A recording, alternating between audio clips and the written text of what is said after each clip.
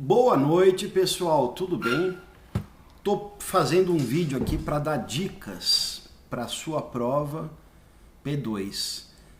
Na verdade, essa é uma desculpa para eu estar mais um pouquinho perto de vocês. Eu vou fazer isso bem rápido, eu vou passar alguns pontos que eu acho importante você estudar. E eu tô fazendo isso agora de última hora porque eu tenho certeza que vocês vão assistir esse vídeo, porque ele é curto e ele tem dicas preciosas para você. Nós estudamos os meios de pagamento que a gente considerou de meios de cumprimento da obrigação anormal. A imputação do pagamento, ela acontece quando você faz um pagamento insuficiente para saldar todas as dívidas junto a um credor. Significa dizer que eu vou precisar ter mais de um débito da mesma natureza com o mesmo credor. Observe que você pode ter as dívidas líquidas e vencidas há mais tempo, ou todas elas podem vencer numa mesma data. Se isso acontecer, o Código Civil vai trazer uma solução. Então fica atento nessa dica. Essa é uma questão muito importante e eu recomendo que você revise. Imputação do pagamento. A novação, que também é uma forma de pagamento, de cumprimento da obrigação indireta, ela se caracteriza pela transformação de uma obrigação velha em uma obrigação nova. Significa dizer que a gente transforma uma obrigação anterior criando uma nova. A gente extingue a anterior criando uma nova. Fica esperto nesse tema também. Novação. Leia novamente o conteúdo e leia os artigos também. Você vai tirar 10. Dação em pagamento também é uma forma de extinção da obrigação. Só que essa é uma forma de extinção da obrigação por intermédio de um acordo de vontades. Então a dação em pagamento é um acordo, é uma convenção entre o devedor e o credor, onde o credor consente em receber uma prestação diversa, receber uma prestação diferente daquela que havia anteriormente combinado, pactuado. Essa obrigação ela tem que ser diversa. Então, não existe dação em pagamento se eu devia dinheiro, eu vou fazer uma dação para pagar com dinheiro. Isso não existe. Dação é para pagar com outra coisa, tá?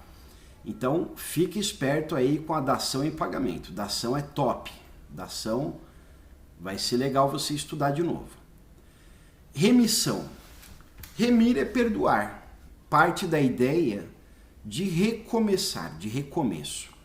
Esse recomeço, ele normalmente vem precedido de um perdão.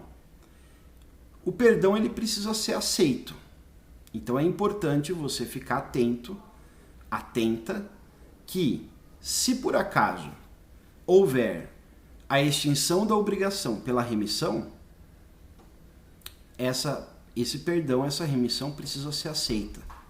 Senão, não extingue a obrigação. Muito bem. Confusão. Confusão não é briga, não é desentendimento. A confusão no direito civil, ela é a confusão patrimonial.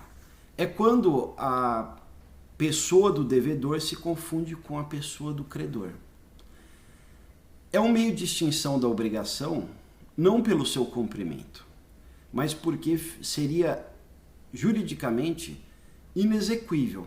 Porque afinal, você já pensou na possibilidade de processar a si mesmo pelo não pagamento, pelo não cumprimento de uma obrigação? Isso não seria viável. Então, quando acontecer de uma pessoa se tornar ao mesmo tempo devedora e credora de uma obrigação, haverá extinção dessa obrigação pelo Instituto da Confusão. Agora vamos mudar de tema e vamos falar da responsabilidade civil. Eu já disse para vocês que a responsabilidade civil ela decorre da combinação dos artigos 186 com 927, sendo que o 186 e o 187 definem o que é um ato ilícito.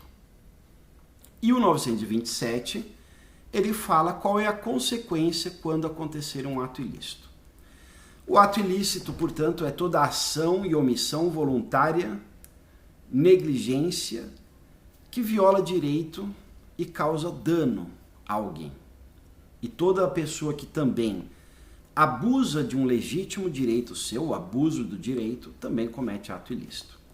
O 927, ele determina que toda vez que ocorrer um ato ilícito, a pessoa, o agente que causou o dano, ele precisa reparar esse dano. A ideia de reparação do dano, ela vem acompanhada no direito civil brasileiro como sendo uma ideia de pecúnia, ou seja, você paga uma quantia para reparar aquele dano. Ou então, se for o caso, se você tiver condição de fazer algo que possa reparar, normalmente isso não acontece. Mas, se for em se tratando de coisas materiais, você teria essa possibilidade. Bom, a gente fala que a responsabilidade civil ela está calcada, ela está baseada, né? Ela está firmada sobre um tripé, onde a gente tem, por um lado, a conduta antijurídica, que resulta num dano, e elas são ligadas, né? A conduta antijurídica e o dano são ligadas por um nexo de causalidade. É uma relação de causa e efeito. Então, a conduta antijurídica é aquela conduta indesejada por uma pessoa que vive em sociedade. O rompimento, por exemplo, de uma regra básica que é não causar dano.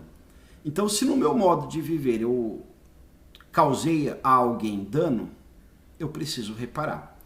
Só que para que eu possa reparar, essa pessoa precisa necessariamente ter experimentado um dano. E a conduta adotada pelo agente e o dano precisam estar vinculados a um liame, a um nexo de causalidade. Então, fica esperto. Tripé da responsabilidade civil é a conduta antijurídica, o dano e o nexo de causalidade.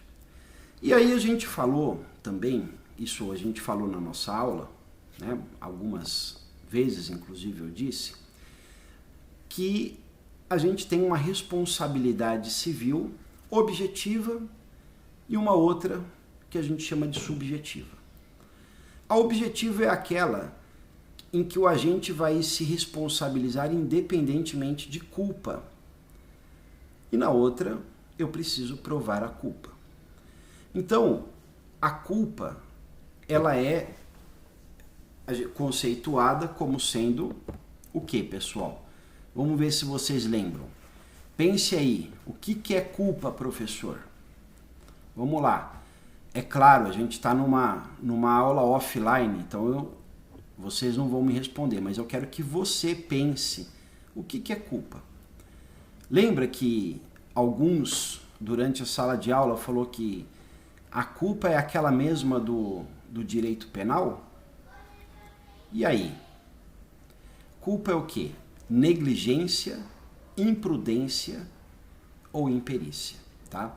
Toda vez que o agente agir com negligência, imprudência ou imperícia, ele tem culpa. Responsabilidade civil objetiva é aquela que eu não preciso provar a culpa. Ela está calcada na teoria do risco da atividade. Algumas pessoas, por força de lei, como por exemplo, pessoas que operam com o meio ambiente, né? Donos de empresa em relação aos seus funcionários. Lá no PowerPoint que eu mandei para vocês tem todos esses exemplos. Agora, eu falei uma coisa muito importante, que era a culpa invigilando, que é aquela em que eu tenho a responsabilidade civil sobre as pessoas a quem eu sou responsável, como, por exemplo, meus filhos, o tutelado, o curatelado em relação ao tutor e ao curador, né? Então, a culpa invigilando é aquela culpa em que eu vou responder pela responsabilidade civil, não porque eu fiz um ato ilícito, mas porque alguém a quem eu tenho um dever civilmente, né, imposto, obrigado, de cuidar daquela pessoa, de vigiar as condutas daquela pessoa. Então, o caso de uma situação em que o filho provoca um dano a alguém, essa seria uma situação de culpa em vigilando, tá? Pessoal, eu desejo para vocês uma boa prova. Eu espero que ninguém precise fazer uma prova substitutiva, mas se precisar, conte comigo e vocês moram aqui no meu coração. Um beijo para todos vocês, alunos do curso de Teoria Geral das Obrigações e Responsabilidade Civil, do noturno e do matutino. Fiquem com Deus. Um beijo.